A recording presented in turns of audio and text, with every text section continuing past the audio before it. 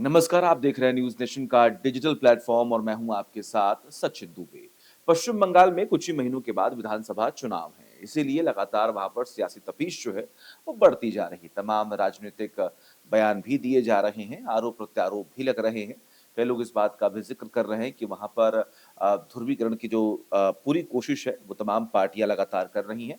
BJP अपनी ज़मीन को और भी मजबूत करने की कोशिश कर रही है पश्चिम बंगाल में, तो वहीं ममता बनर्जी की तरफ से बार-बार इसका ज़िक्र होता आया है कि वहाँ से यानी कि पश्चिम बंगाल से उन्हें कोई भी हिला नहीं सकता है।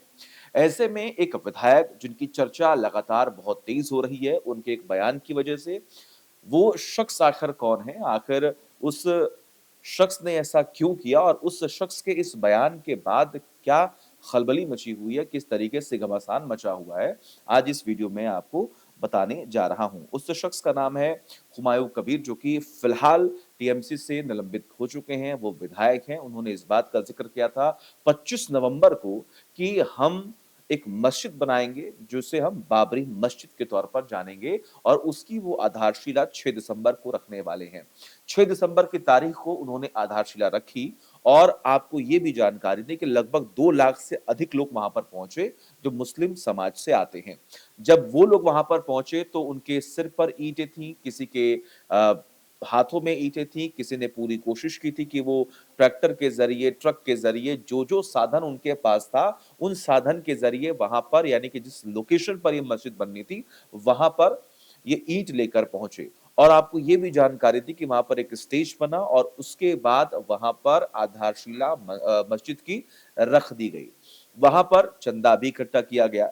अब चंदा जो इकट्ठा किया गया है, उसके भी तमाम आंकड़े पेश किए जा रहे हैं। हालाँकि सबसे बड़ी बात यहाँ पर है कि सुरक्षा के लिहाज से पश्चिम बंगाल में उस पूरे इलाके में पुख्ता इंतज़ाम किए गए। वहाँ पर पुलिस फ़ोर्स की तैनाती जो है वो की गई कि कहीं पर भी कोई लापरवाही ना हो और पूरी कोशिश वहाँ पर यही की गई कि लापरवाही तो ना हो, कोई विवाद ना बढ़े।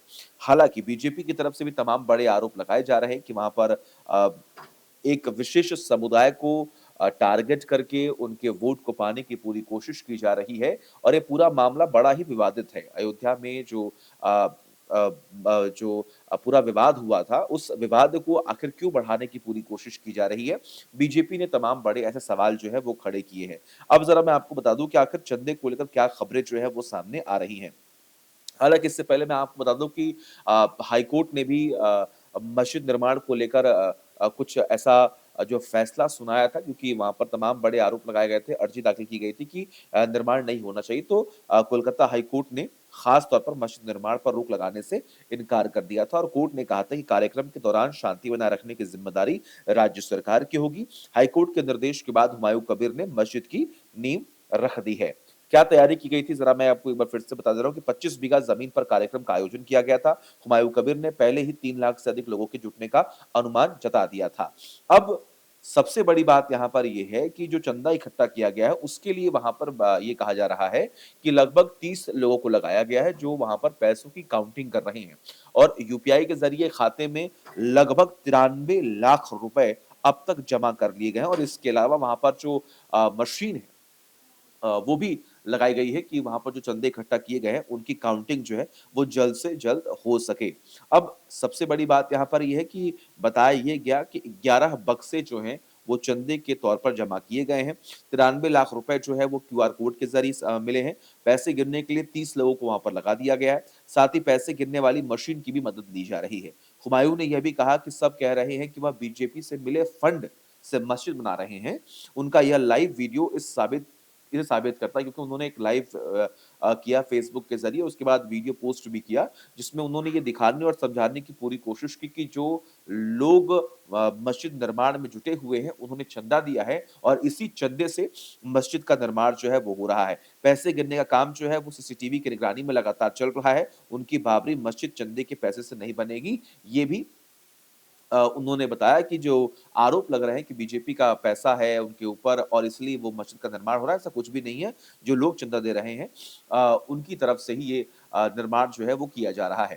हालाँकि जैसे ही 25 नवंबर को ये अनाउंस हुमायूँ ने किया कि मैं मस्जिद का निर्माण कराने जा रहा हूँ, तो जानकारी मिली कि 2 तारीख या 4 तारीख को ही 4 नवंबर को ही या 2 नवंबर को ही टीएमसी से उन्हें निष्कासित कर दिया गया। हालाँकि उन्होंने ये भी दावा किया है हुमायूँ कबीर ने कि मैं अपनी एक नई पार्टी बनाने जा रहा हूँ, मैं पश्चिम बंगाल में लगभग 135 सीटों पर मैं चुनाव भी लड़ूँगा और मैं जो है वो एआईएमआईएम के साथ जुड़ा हुआ हूँ, मैं उनसे बातचीत कर रहा हूँ, मैं ओवैसी से बातचीत कर रहा हूँ, हम संपर्क में हैं और आने वाले वक़्त में हम चुनाव जो है वो लड़ने वाले हैं। हालाँकि अब तक इस पूरे मामले पर एआईएमआईएम या फिर ओवैसी की तरफ से कोई भी स्टेटमेंट जो है नहीं दिया गया है। अब सबसे बड़ी बात यहाँ पर ये है कि इन तमाम बड़े आरोपों और तमाम बड़े दावों के बीच में पूरी कोशिश लगातार यही की जा रही है कि ये पूरा मामला जो है वो शांत हो जाए और कहीं पर भी कोई भी ऐसा माहौल ना खराब हो कि पश्चिम बंगाल एक बार फिर से सुलग उठे। इसीलिए हाईकोर्ट ने भी राज्य सरकार को ये निर्देश दिया कि कहीं पर भी कोई लापरवाही नहीं होनी चाहिए। सुरक्षा के लिहाज से वहाँ पर पुख्ता इंतज़ाम कर लिए गए हैं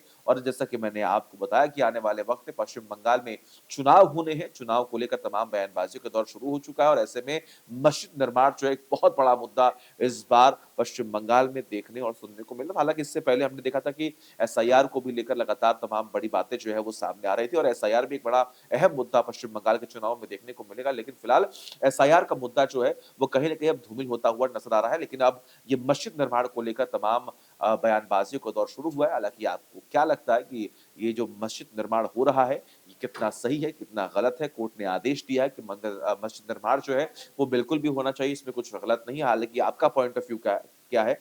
कमेंट करके बताएँ। तमाम बड़ी खबरों के लिए देखते रहिए न्यूज़ नेशन डिजिटल।